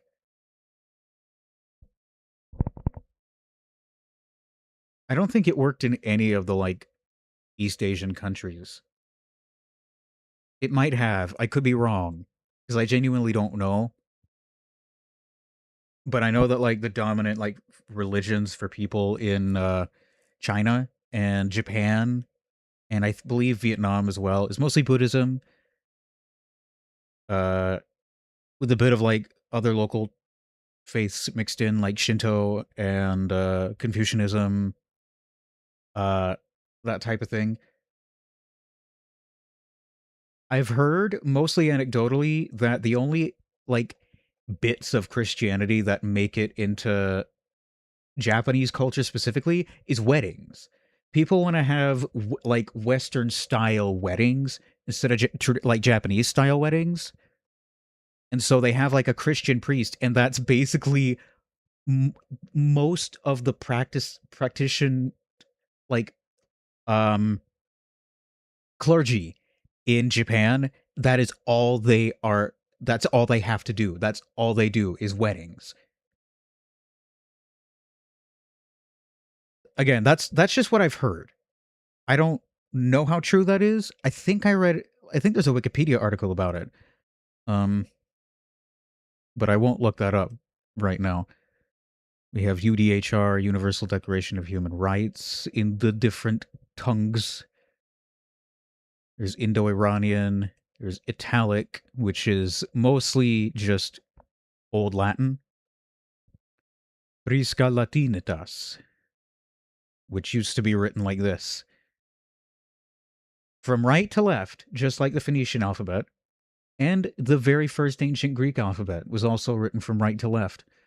But it like the letters sort of have those forms. I mean, this is like the earliest form where they were taken pretty much directly from Greek with a few modifications. So we have T and we have H, I, K, L, M, N, O. If you flip these horizontally, they are like English letters. A, B, C, D, E, F, Z. I'm not sure why Z was moved to the end of the alphabet, but it was. Oh, another Wikipedia article to look at. The Duenos inscription. It was one of the earliest known Old Latin inscriptions. Or is, because it still exists, and we have it. That's why we know what it says. See, okay, below is the transcription and one of many possible interpretations. A, the direct unicase transcription. B, direct transcription in lowercase with possible macrons and word breaks. C, a speculative interpretation and translation into classical Latin. D, an English gloss, approximate translation interpretation of the classical Latin rendering. So we have Ioesat devosque med mitat, neted endo cosmis vircosied, asted noisi opetoit esai paca riois, duenos med fecid in mano menum duenoi, ne med malos statod. That's in Old Latin. And then in Classical Latin, we have Jurat Deus qui me mittit, niergate comis virgosit, ate uncertain, paca rivis, bonus me fecit in manum, bono ne me malus clepitor. Something that I know, or that I think is pretty much confirmed, is that the Classical Latin pronunciation is almost exactly the same as the Old Latin pronunciation. Like, reading Old Latin, spoken Old Latin, had pretty much the same phonology as the Classical Latin of, like, Caesar and the Republic.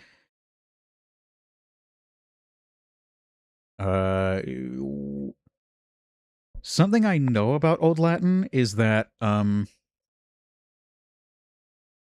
some point it underwent a process of rhoticization. Or is it rhoticism? Rhot is something where, like, intervocalic sounds became R's. Or was it the other way around?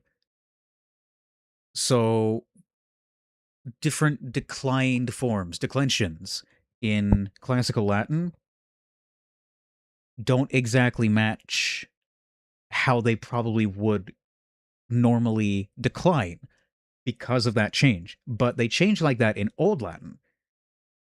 That's the sound. Ages of Latin, history of the Latin language, phonological changes from classical Latin to Proto-Romance. Where's the friggin' rhoticism? There we go. Intervocalic S, pronounced Z, was preserved up into 350 BC or so, at which point it changed into R, rhoticism. Yeah, there it is. Honos honoris, later classical honor honoris. Some Old Latin texts preserve S in this position, such as Carmen Avale's lases for lares. So let's go to Latin. So flos becomes florem in the accusative, but in Old Latin it was flosem. So flosem florem.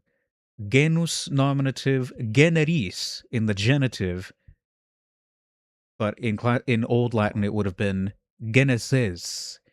Cognate into Sanskrit, janasas. Robustus, robur, corroborare, but in Old Latin, conrobosare. Interesting.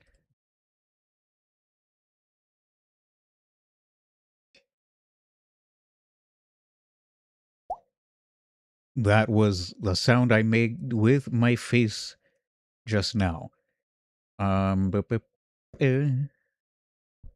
was I looking for? Yeah, like old Latin texts is what I wanted to look at. The Carmen Saliare. What do we have here? Carmen Saliare is a fragment of archaic Latin which played a part in the rituals performed by the Salian priests, aka leaping priests of ancient Rome. There are 35 extant fragments of the Carmen Saliare which can be read in Morel's FPL. Blah, blah, blah.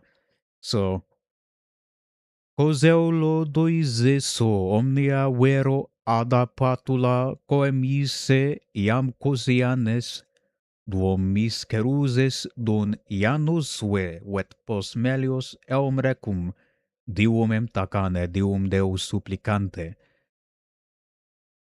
So that's in Old Latin, I think.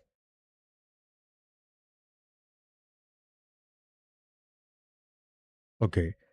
An excerpt. Latin with meter indicated. Cum tonas laucesia praete tremonti. I'm pretty. What is the meter there? I know that like dactylic hexameter was like the popular meter for Roman and ancient Greek poetry, which I think the rhythm is da da da da da da da da da da da da da da da. So that's the meter. Whereas in like older English poetry from like Chaucer and Shakespeare, those were mostly in iambic pentameter, which was da da da da da da da da da da. There we go. Saturnian. What is this? Saturnian meter or verse is an Old Latin and Italic poetic form, of which the principles of versification have become obscure. Yeah, the meter was moribund by the time of literary verses and forgotten altogether by classical times, falling out of use with the adoption of the hexameter and other Greek verse forms. See, what was I saying? I know that I think the Iliad and the Odyssey are in dactylic hexameter, and I know that like a lot of Old Latin poetry was as well. So they use these things where it's like accent marks. Excuse me. There's other. Fun fact though, there were other Italic languages besides Latin and the Romance languages. They're all extinct now. The Romance languages are still around. All the other Italic languages dead. We have Venetic, and we have Faliscan, which was a sister language to Latin. We have Umbrian and Oscan. I think I've talked about Oscan at least 2 or 3 times on stream before because I fucking love this writing system. Look at this.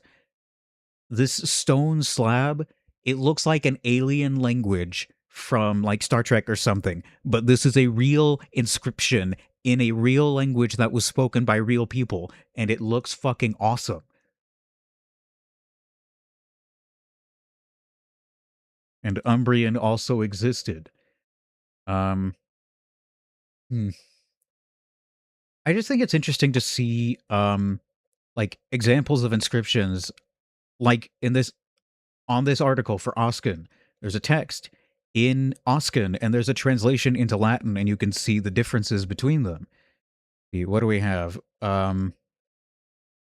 Bispocapit post exact como no hafies medis dat castris lufir en etuas factud postoto devantuns tanginoem decans, siom datesask idic tangenis decum, pod valemon toticum tadit esum. And then we look at the Latin text, and it's like similar, but not the same because they're different languages in the same family. I mean, it's literally like Italian and Spanish. So you look at this. Quis quandoque post hac comitia habebit magistratus decapite, vel in pecunias facito ut populus juras sententiam dicant, sed eis id sententiae deicum quod optimum populum censeat esse. You can see like cognates there, but again, they're 2 different languages. And here we have the Testament of Vibius Adrianus. I'm not exactly sure what this is, but again, look at the fucking writing system. One thing that I still think is interesting about Oscan is this D-shaped letter was their R, and this R-shaped character was their D. So they basically swapped. So this was D, this was R. Did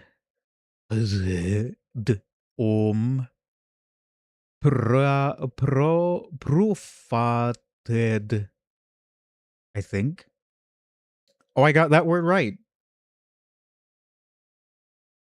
So vibis adirans vibis etuam pam veriei pompaiani tristamentud deded Isaac etuad vibis winincis mahrahis Vaistur Pompeians tribum ecac convenins tanginud upsannam deded isidum profated. Okay. So I did pick up on Pompeii being mentioned. And I remembered something that I know I talked about on stream at some point. Look at when Oscan went extinct. Sometime after 79 AD. Do you know what else happened in 79 AD? The fucking eruption of Vesuvius, the volcano that destroyed Pompeii.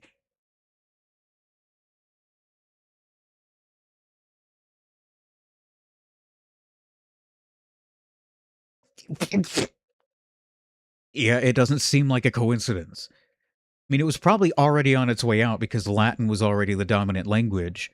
But then, like, Vesuvius erupted, buried Pompeii under ashes, and I'm pretty sure that Pompeii was located in that region. So, yeah. Where was Pompeii? I actually am not sure. So there's Pompeii. Location, metropolitan city of Naples in Campania. So right there, Campania. Was Oscan spoken there? Yes, it was. Called it. 79 AD. We never forget. It's like It's the ancient Roman Alamo. You don't remember the Alamo. Remember Pompeii. You remember Pompeii. That's what you remember. What is Vestinian?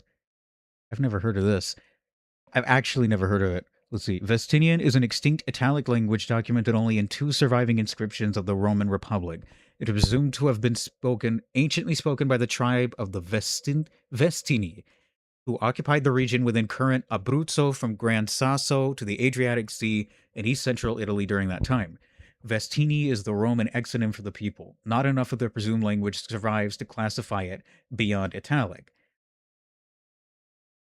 I like unclassified languages, because, or maybe not unclassified, but it's like there's a lot of Indo-European languages that we know about, but we can't classify because there's not enough evidence. So you look at these unknown. Venetic, for example. Venetic could have been, it was likely Italic, but it could have been Celtic as well. And Celtic is known to have a lot of shared features with Italic, especially the proto-languages, Proto-Celtic and Proto-Italic, very close to each other. In terms of features, they split at around the same time as well, and around the same region. So Venetic, it could have been Italic, it could have been Celtic. Lusitanian here, probably Celtic, but also possibly Italic, again, because of that confusion. And if we go here, there's a lot of others. There's Dacian. We don't know where Dacian went, or what family it belongs to, or Thracian. Phrygian is in here as well, but I thought that we had pretty much settled on it being Greco-Phrygian. Maybe not. But there is a lot of evidence to support that Phrygian and Greek are closely related to each other. But people also try to classify Greek and Armenian into the same branch, and I don't know how much I believe that. I mean, Armenian's pretty different from Greek. I don't know. But there's also ancient Cappadocian. What is that? Possibly Anatolian. That's what it says. There's also Ligurian, Lusitanian, which I mentioned, Paeonian, Philistine. Apparently there's 2 Philistine languages. One of them is Afroasiatic, like Semitic, and the other is Indo-European. And then Thracian and Venetic. There's also Albanoid, which includes some other languages, which could be related, but also might not be. There's a lot of languages that were spoken in the Balkans in ancient times, like Illyrian and Thracian, Dacian, and Messapic, but also Albanian, and no one really knows where Albanian came from. That's the problem, is that no one really knows where Albanian came from. It's just there. Albanian is there, and it's Indo-European. But it might be related to Messapic, and it might descend from Illyrian, or a language closely related to it. So we have all the Albanians here, and then down here we have Messapic, Illyrian, if sibling and not precursor of Albanian. So I guess there's 2 theories. Illyrian is either the direct ancestor of Albanian, or it's a sister language. Yeah. What about Messapic? I don't actually know much about Messapic. There's an inscription in Messapic.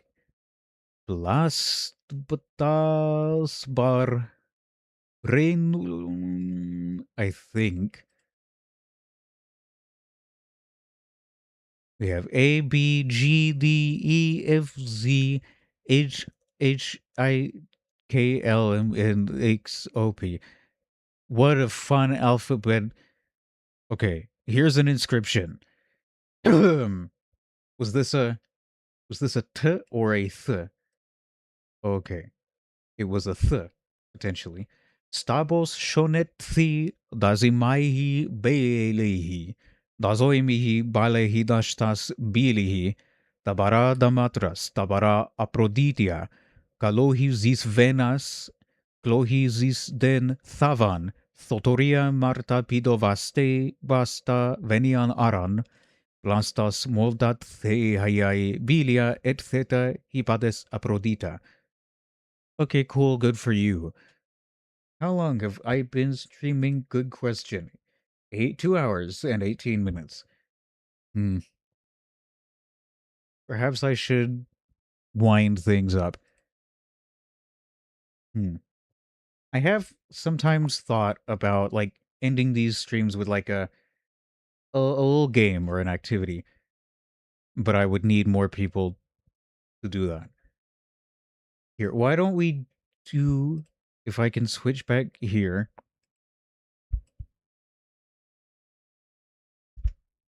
Hello. Hello. Yeah. Um, a fun game that I can play with you now. Tell me in the comments what is your favorite type of. In the next stream, I will look at these and I will pick one person to go to the moon. I will send you to the moon, and you may or may not be able to come back. That's the activity. That is the fun. Do it. Anyway, thank you for watching if you watched. Thank you for listening if you listened. And thank you for being cool and listening and watching me do me things. I may stream more. I would like to stream more. It's fun. Okay, I go now. Bye bye.